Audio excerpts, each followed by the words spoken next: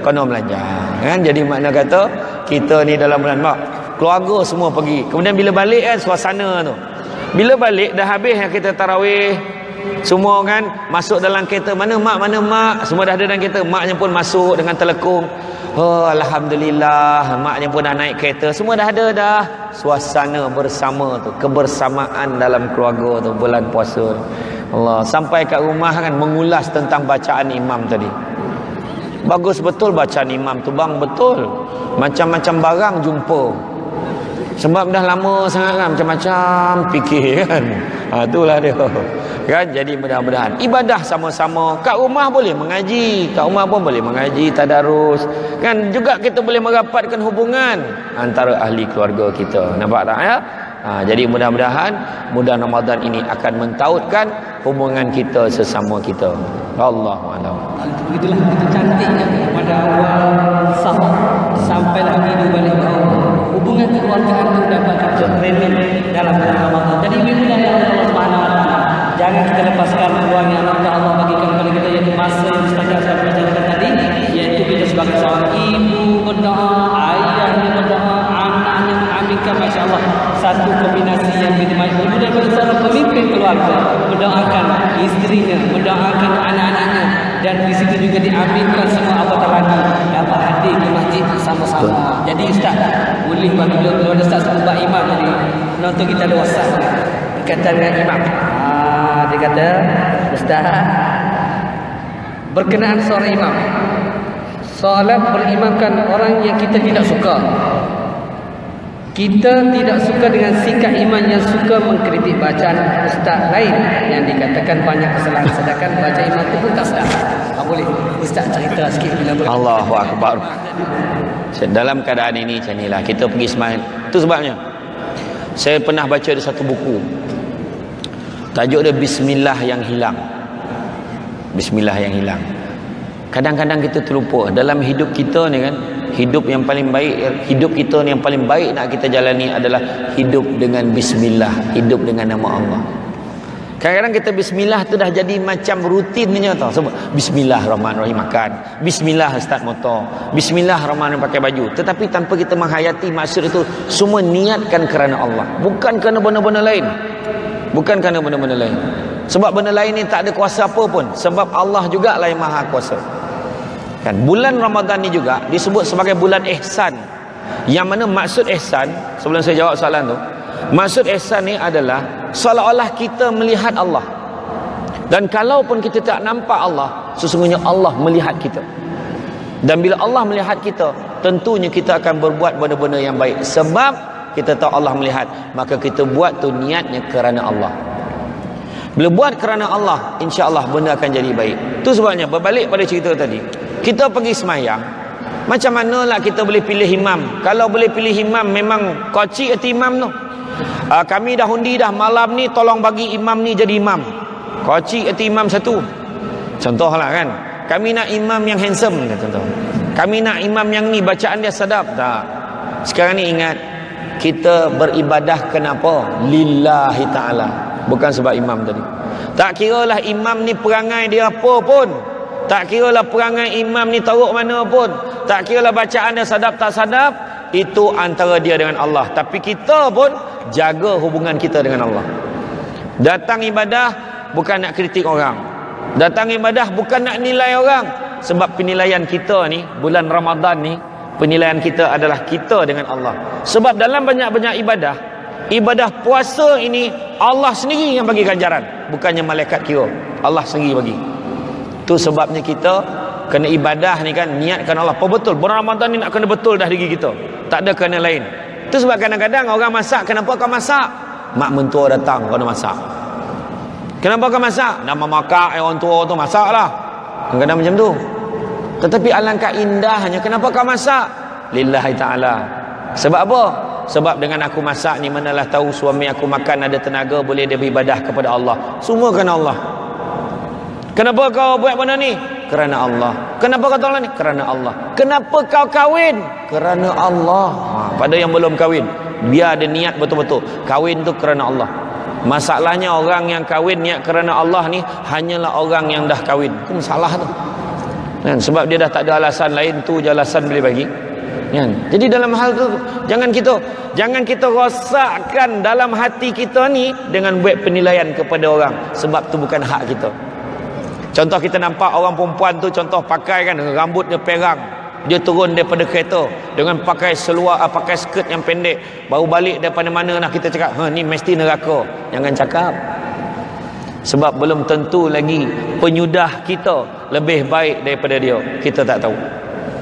Entah-entah dia balik rumah, sampai rumah terbuka pula TV dan tertengok pula tuan moderator kita ni, tiba-tiba siaran langsung dia tengah jadi imam, menangis-nangis dia dengar, insaf dia. Mulai malam tu dia beribadah, dia salat, dia berdoa, bertaubat kepada Allah, dan malam tu sebab terlampau takut kepada Allah, dia menangis sampai mati malam tu. Kita tadi kat luar nampak dia macam tu tadi, kita tak tahu dalam rumah dia jadi apa. Jadi apa hak kita nak menghukum manusia? Jangan. Tu sebab berhentilah kita mengkritik orang. Kadang-kadang dia tak mengkritik yang itu, Ustaz. Dia mengkritik dalam Facebook ni, menyampah betul tengok. Goma betul marah dalam Facebook. Cubalah sabar. Kau ingat kau bagus sangat, ada gambar kala-kala belakang tu. Kau ingat kau bagus sangat, itu je. Gambar tak ada, tu tulis je. Adakah patut kau cakap aku masak tak sedap? Kau ajar betul. Dia marah siapa tu? Marah suami. Lepas itu dia mengundang orang lain bagi komen. Apa cer subahat sama. Yang seorang, suami aku pun sama, berjemaah dosa. Yang like pun dapat saham. Buat apa? Kan? Berhentilah kita mengkritik orang, menilai orang ni, kan? Wallahu alam. Okey, lagi kita Ustaz tadi puasa ni kita tak boleh nak tunjuk kita puasa, kan? Kita puasa. Kita tak boleh nak tunjuk macam solat, kita tunjuk. Solat dan puasa ni hanya Allah yang tahu. Jadi kalau anak-anak dulu kalau dia nak buka sambil-sambil mandi dia minum, kita tak tahu, kan? Jadi Allah yang tahu dia puasa. Jadi bagaimana tadi kita berpuasa ni bukan kerana kita nak jadi hamba Ramadan, tapi kita nak menjadi kepada hamba Allah Subhanahu wa taala. Bila mana kita jadi hamba Allah, sudah tentulah Ustaz katakan tadi sifat ihsan tadi akan lahir, yang mana la'allakum tattaqun, akhlak yang terbaik akan lahir daripada orang yang merasakan ibadahnya ada ihsan. Sifat ini akan lahir sifat muhsin. Jadi bila mana kesan daripada ibadah puasa yang sebagaimana Ustaz bacakan tadi ayat 183 tadi, iaitu di akhir kehidupan, di akhir tak takut puasa itu akan berani, natijahnya adalah takwa, tak takut. Dan terjemahkan dengan konsep akhlak, yang mana kita jangan walaupun kita duduk bulan ni ke masjid, duduk zikir, tapi jangan ingat mereka yang tak solat bersama kita, mereka yang tidak menutup aurat pada saat ketika ini. Tapi alangkah lebih baik di masa yang mustajab anugerah Allah ini, yang bulan Ramadan, kita doakan mereka. Ya Allah, ya Tuhan, ramai yang Allah di luar sana, ya Allah, tak solat dengan kami, ya Allah. Jiranku, ya Allah, dia sibuk dengan duduk bazar Ramadan, dia duduk tawaf sahih, tapi terawih dan kurniakanlah hidayah kepadanya adalah lebih baik saja. Jadi bagi itulah bagaimana kita lihat tadi bahawa Ramadan merupakan masa yang lebih baik untuk kita train baik dari segi keluarga, baik dari segi pemakanan. Dan kita tengok kepada soalan berkaitan daripada jemaah kita pada Ustaz berkaitan dengan pemakanan. Yang mana dia kata sini, dia kata dia ni suka berbuka puasa dengan susu dan tangan. Selepas itu saya salat maghrib, tapi perut saya tetap tak stabil macam baru lepas makan 5 pinggan, Ustaz. Dan ini bagaimana tu? Tapi dia kata risau, saya puasa penuh. Boleh, Ustaz? Yang tu senang ya. Bismillah, start enjin kereta pergi klinik. Tak payah nak jawab tu dah. Tanyalah doktor, tak payah jawab tu dah. Dia memang betul. Kalau ikutkan tu makanan sunnah dah tu. Nabi memang gemar minum susu dan juga makan buah tamar. Cantik dah tu. Cuma takut dia tak cakap berapa banyak dia makan buah tamar. Agak sekotak dia makan kat lah. Kan? Tapi sebenarnya memang betul. Dia sebenarnya macam ni. Biasa yang dibuat, saya nak share baru-baru ni 3 hari lepas. Saya berceramah di Johor. Di Hotel M Suite untuk 700 lebih rakyat Singapura yang datang ke Johor. Sebab Lambek Bona Tunggu Samsul Debat masuk Singapura, dia datang ke Johor. Bila datang Johor, saya ceramah menjelang nak berbuka puasa ni. Bila habis aja saya ceramah, kebetulan dah nak azan lebih kurang 10 minit. Bila azan aja semua dijemput makan. dekat ruang makan tu. Tak ada seorang pun pergi makan, sebab mereka hanya ambil buah tamar dan minum air masak, dan mereka semua pergi solat dulu. Semua sekali pergi solat dulu dengan keluarga-keluarga, solat dulu. Kemudian dah habis solat berjemaah semua, barulah dia orang turun makan. Mana kita tadi senang aja. Penyakit yang dialami oleh puan tadi, yang bertanya tadi, semuanya datang dari Allah. Memang saya pun kadang-kadang saya tak boleh makan banyak sangat, dia jadi bontui itu, bontui, menteneng. Macam mana nak cakap tu, sonak perut lah, sebu. Makanlah, bapak Gaviscon pun tak mahu dah. Memang contoh, memang tak tahu nak muntah. Kadang-kadang saya terpaksa pergi ke toilet tu, dekat mangkuk jamban tu, paksa muntah baru lega. Kadang-kadang sampai macam tu. Dia tu sebab tu orang yang pernah kena gastrik, dia tahulah apa yang rasa macam ni kan. Dia rasa senak tak sedap lah. Kadang-kadang ambil minyak panas tu, bukan minyak panas berapi tu, yang minyak panas, sapu kat perut tu, letak banyak-banyak contoh. Biar dia berlawan situ. Betul. Jadi waktu doa tu, doa makan tu, ya Allah kau permudahkanlah, ya Allah biarlah makanan ini, wa hadza min kulli da'in, biarlah makanan ni jadi ubat untuk aku ya Allah. Minta makan buah tamar tu, kadang-kadang jangan makan laju-laju nah, kunyah tu nikmati slow-slow. Ikut Nabi 40 berapa kali Nabi kunyah? 40 kali kunyah tau Nabi kunyah, bayangan sampai dah hancur betul bau talan. Tu sebab perut tak meragam. Kita roti john sebatang masuk macam ni, mana nak elok perut kan? Makan mutabak skoping, la ilah Allah, macam mana? Lepas tu macam ni, dah tak nampak lah dah. Itu yang bini cakap, bang tarawih bang, jalan lu kan. Jadi makan buah tamar kan, minum air masak, kemudian doa, ya Allah kau permudahkan, mudah-mudahan janganlah makanan ini memudaratkan aku. Doa pada Allah. Walhamdulillah amin. Pergi solat. Pergi solat insya-Allah. Lepas solat pula, lepas solat bagi salam, tengok perut macam mana, okey tak okey. Kadang-kadang ada juga tabiat kita selepas makan tu. Selepas makan tu baring. Pun penyakit juga kadang-kadang. Dia rasa dah boleh ngantuk. Memang betul, bulan puasa lepas makan memang ngantuk. Terutama menjelang nak tarawih. Habis tarawih sogar mata, tak tahu kenapa. Itu penyakit kan tu. Kan? Jadi itu yang saya cakap tadi, niatkan kerana Allah. Mudah-mudahan Allah Ta'ala membantu kita. Pada puan yang ada tadi, jangan lupa kita niatkan makanan yang kita makan, yang mudah-mudahan Allah Ta'ala jadikan dia sebagai ubat kepada penyakit itu. Makan jangan banyak sangat, makan kunyah perlahan-lahan. Lepas dah minum tu, ya Allah janganlah makanan ini memudaratkan aku, amin. Kemudian kita salat, kemudian tengok pasal perut, insya-Allah okey, yakin. Wallahu a'lam. Jadi itu tip-tip yang mana Ustaz kita dah bagi doa mana makan tu. Jangan ni azan tak masuk kita kuih duduk sini. Macam ni standby. Standby. Makan terdarus. Makan terdarus. Terlampau ikut nafsu. Jadi bagaimana Rasulullah SAW mengajar kita bagaimana di antara nanti biji kurma dengan air susu dan sebagainya, memberikan satu kekuatan. Sebab apa? Bila mana kita makan terlampau banyak, semayang yang lupa. 3, 2. Maka mereka bukan menangis, ngantuk. Sebab makan tangki terlampau penuh sehingga kan Allahu Akbar tertukar Allahu Akbar dengan serawat terlampau kenyang. Jadi kita sebagai umat Islam, umat yang telah mengenal Nabi Muhammad SAW yang terbaik ini, Rasulullah dah ajar kita bagaimana pemakanan kita. Itu juga kalau kita start trend anak muda sekarang ni kan, yang mana dia orang suka lepak sampai malam, dah balik terawih, berhenti dan sebagainya. Kalau kita kata kita sahur terus lah, baru pukul 12 dia nak sahur, lepas tu terus tidur, tak bangun dah sahur. Bagaimana pandangan Ustaz dan nasihat kepada mereka yang suka sahur? Silakan. Yang ini bila kita sebut tu, sebaik-baiknya kita tidur dulu. Tidurlah kan. Baru ada nama istilah bangun sahur. Kan? Dia tak ada dia daripada makan tu sambung sahur, tak. Malahan ada budak-budak hari ni di universiti ada remaja yang cakap, aku tak sahur pun aku okey puasa, dia kata. Itu ayat yang biasa dengar dah budak-budak sekarang. Kenapa betulkan balik? Kenapa kena sahur? Sebab Nabi suruh. Nabi sebut dalam satu hadis, makanlah makanan sahur kerana sesungguhnya makanan sahur itu adalah makanan yang barakah, jangan sekali-kali kalian tinggalkan. Satu. Dalam satu hadis lagi Nabi sebut, Makanan sahur adalah makanan yang barakah. Janganlah sekali-kali kalian tinggalkan walaupun hanya seteguk air. Nabi dah sebut.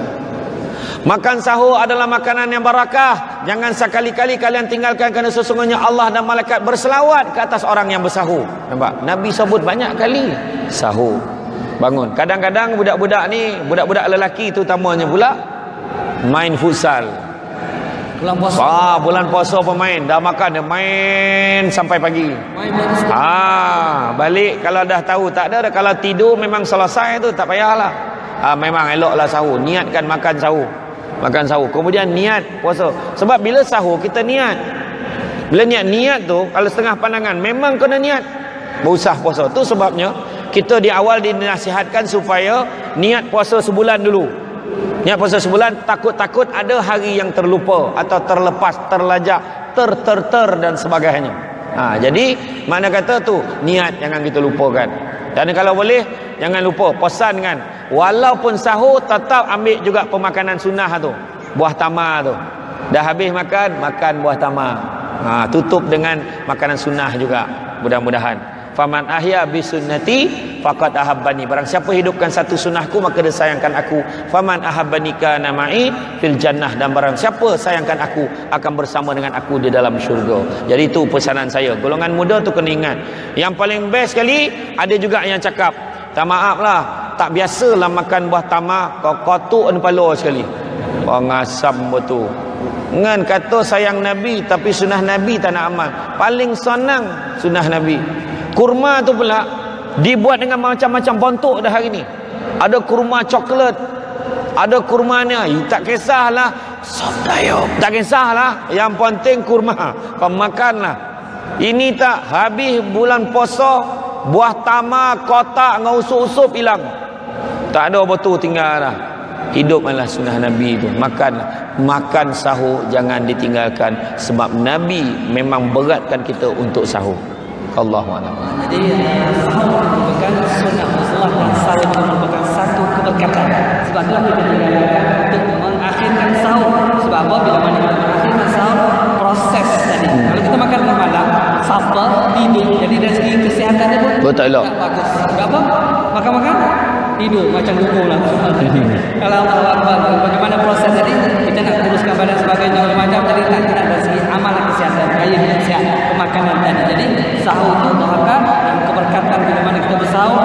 Lepas sahur subuh jemaah pula Ustaz. Betul. Jangan lagi tidur. Kerana apa? Keberkatan kita lihat kalau kita sahur tadi banyak keberkatan dari segi masa berkah, dari segi kesihatan kita keberkatan, dari segi gaya hidup kita, jadual hidup kita pun ada keberkatan. Bukan makanan itu saja, tapi kehidupan kita sepanjang kita hari kita bersahur ada keberkatan. Sebab itulah kasahkan perintah Rasulullah untuk kita bersahur. Jadi kita ambil sahur malam dan jangan sombong. Kita rasa kita sahur pun tengok boleh je main besar lagi, kawin lagi pun salah. Jadi kalau boleh, bagaimana nak berpuasa silakan, tapi terawih jangan kita lupa. Orang muda ini walaupun nak ambil fadilah, dia kata nak main puasa 10 malam terakhir. Jadi kalau terawih kita puasa juga, tapi kalau kita utamakan ibadah kepada Allah Subhanahu wa taala.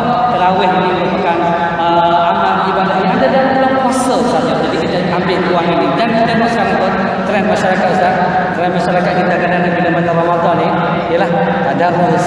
Jadi setengah tu dia bulan Ramadan semangat tadarus dengan solat sunnahnya, dengan beriktikaf dan haji.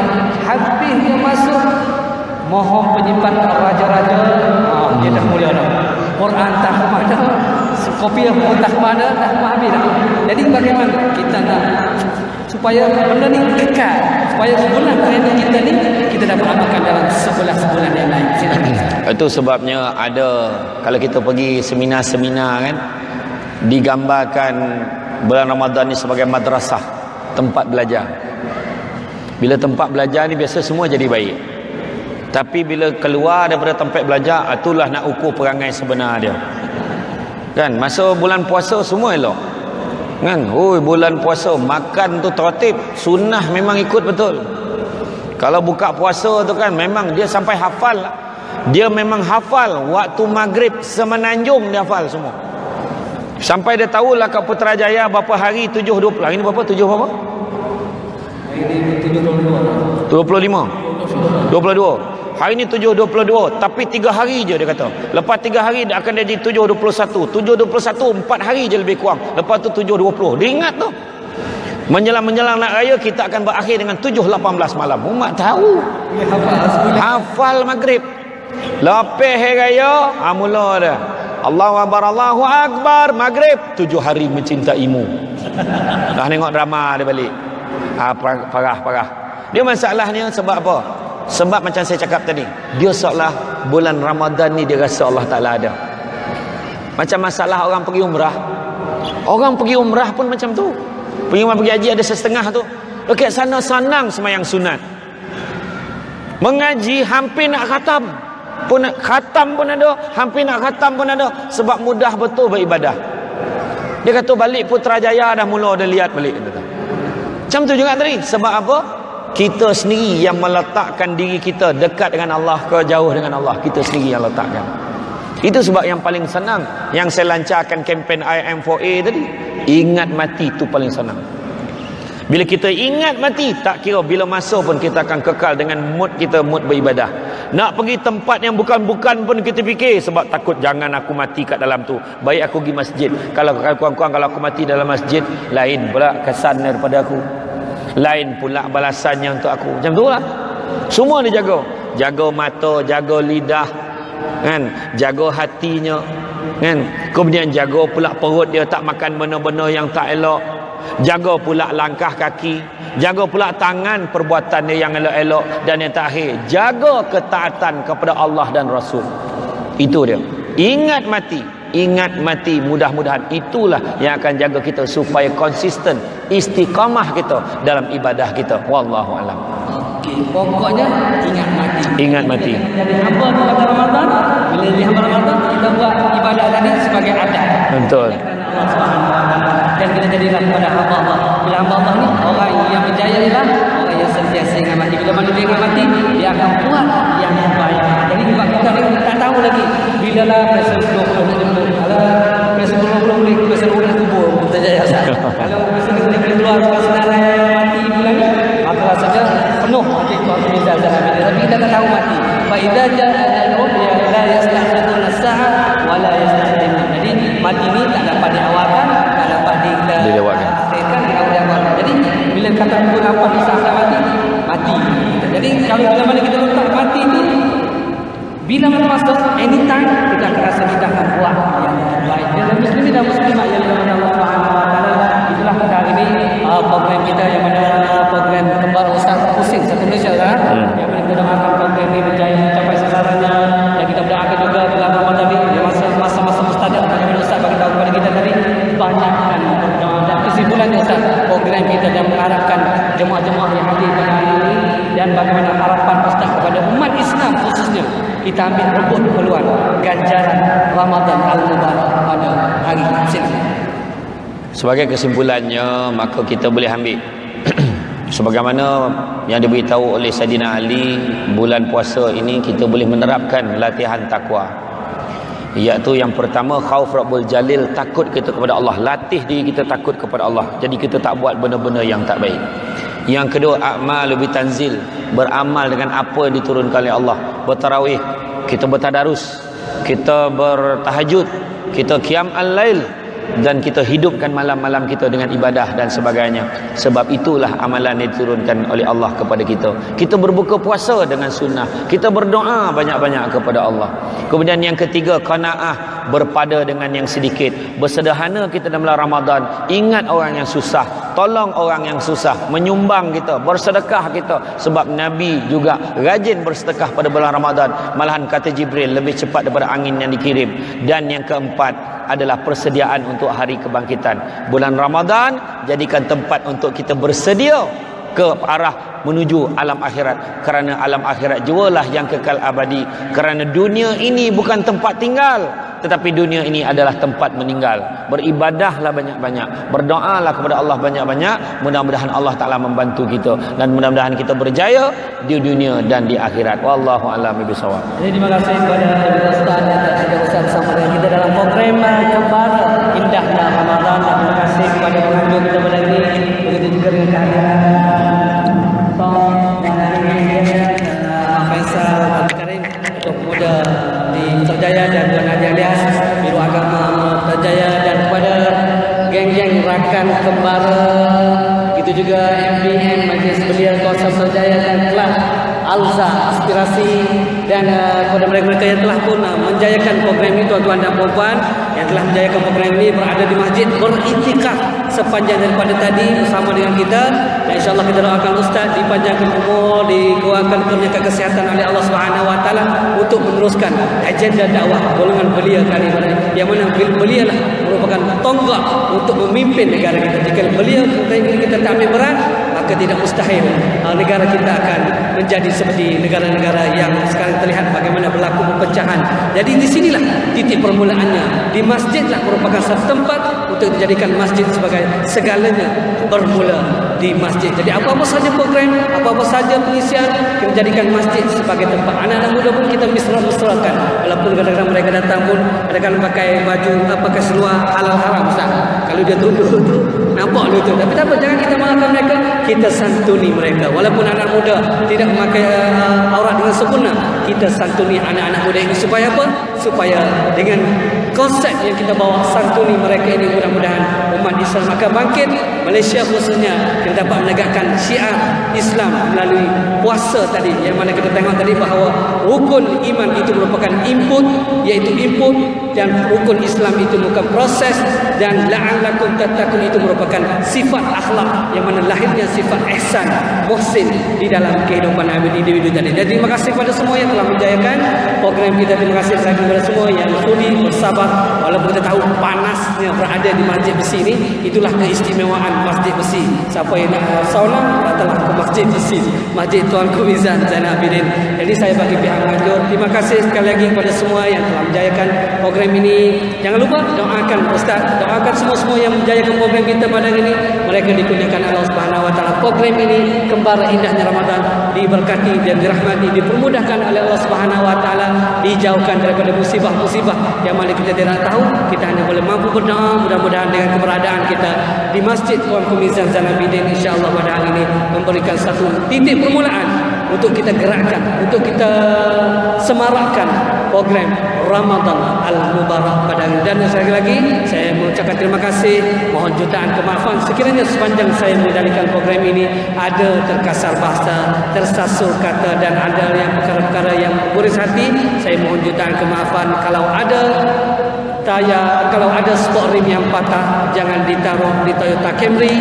Kalau ada silap dan salah, I am sorry. Sekian, assalamualaikum warahmatullahi taala wabarakatuh. Saya serah kepada pengurusi majlis yang bagian Ustaz Nasrul untuk agenda kita yang seterusnya. Terima kasih kepada Ustaz.